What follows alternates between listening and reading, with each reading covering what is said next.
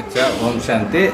అలాగే ఏంటంటే మేము ఎక్కువగా ఫ్రెండ్స్ అది సర్కిల్ ఉండేది కదా, బ్యాంక్లో నడుస్తూ ఉన్నాం. అయితే మా ఫ్రెండ్స్ అందరిలో ఉండేటప్పుడు ఏంటంటే మన ఆత్మలో విశేషత ఏంటంటే ప్రేమ గురించి. అంటే చాలామంది మా ఫ్రెండ్స్ అందరూ ఏంటి నీకు అమ్మాయిలు ఎత్తునే పడిపోతారు, ప్రేమలోనే ఇలా పడిపోతారు అంటే అలా చాలామంది మాత్రం ఈ ప్రేమించడం మాత్రం ఎక్కువైపోతుంది. అంటే ప్రేమతో అలాగే వెళ్ళే వాళ్ళని దగ్గర అలా అలాగా అమ్మాయిల వాళ్ళు చాలా ఉన్నాయిలండి అమ్మాయిలు. తర్వాత సో అది మనసుకు సంబంధించింది ప్రేమ అనేది. శరీరానికి చెంది వికారం కామం.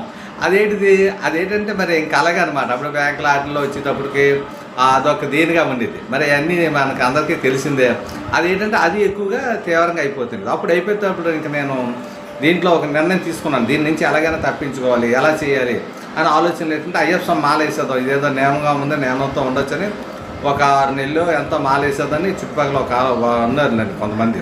అప్పుడు తక్కువ చాలామంది వేసేదంటే అప్పుడు మా అన్నయ్య కూడా అన్నాడు, ఎందుకు ఇంత తొందరగా వేసేయడం, దగ్గర చేసేది ఎంత అయితే మనకు లేట్ లేదు, ఇది ఒకరోజు ఇది డైలీ అదే పనిలా ఉంటుంది, ఇది బాగాలేదు, ఏదైనా పరివర్తన ఇదే చెందుకోవాలనుకున్నాం. అయితే ఇంకా అలా ఆలోచించుకొని ఇంకా టైం దగ్గరకు వచ్చింది. అప్పుడు అయ్యప్ప స్వామి మాల వేసాను 41 రోజు దీక్ష. అది మా పడిపోయిన ఇల్లు అని ఉంటుంది, ఆ ఇంట్లోనే పెట్టాం. మా అన్నతో ఒక అతను ఉన్నారు, చాలామంది ఫ్రెండ్స్ అందరూ వేసాం, ఒక ఆయన గురువుగారు ఉంటారు. అప్పటి నుంచి నాకు ఏంటంటే మాల వేస్తున్నప్పుడు నియమాలతో చేసి జ్ఞానం వికసించేది మాట.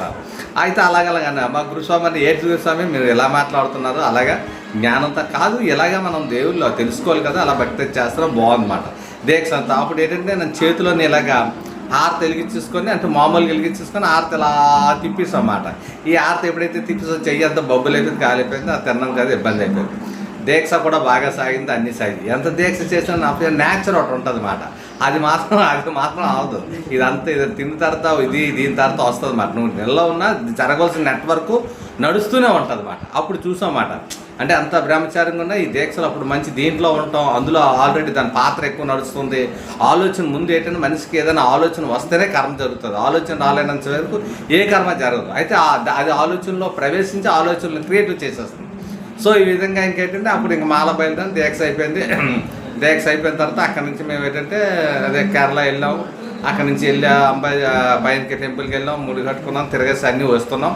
అవన్నీ అయిపోయిన తర్వాత మా ఫ్రెండ్ నేను తిరుపతి వెళ్ళేటప్పుడు ఆడుకోకుండా మా బ్యాంక్లో ఫ్రెండ్ ఉన్నాడు కదా వేలు, అదే నరసింహరావు వేలు, ఆ అబ్బాయి కూడా నాకు తిరుపతిలో ఎదురయ్యాడు, నా కోసం ఉండిపోయాడు, చేశాడు అన్నమాట. అప్పుడు మేము ఇద్దరు కాలు నడకల్లో వెళ్ళిపోతున్నారు. అప్పుడు తిరుపతి మెట్లు ఎక్కిపోయి కొండ మీద. అప్పటికి అక్కడికి వెళ్ళాక ఏంటంటే ఏం చేశాను, మా ఫ్రెండ్ మేమంతా వచ్చాక అక్కడ నేను ఏం చేశానంటే 3 తీసుకున్నాను.